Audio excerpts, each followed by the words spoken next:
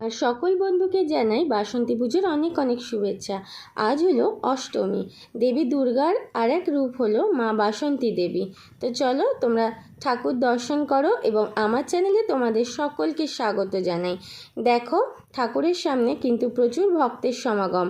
আমার মেয়ে বাবার কোলে উঠে ফাংশন দেখতে শুরু করে দিয়েছে।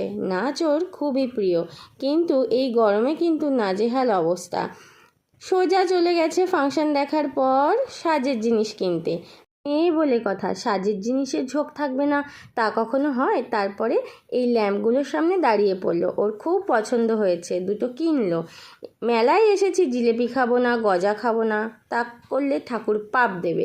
তারপর মেয়ে সোজা খেলনা নিয়ে নিল, খেলনা না কিনলে তো ওর চলবেই না। লাস্টে আমরা আইসক্রিম খেয়ে বাড়ির পথে রওনা দিলাম, কাপ কিনলাম, তারপর আরও কিছু টুকটাক জিনিস কিনেছিলাম। টাটা।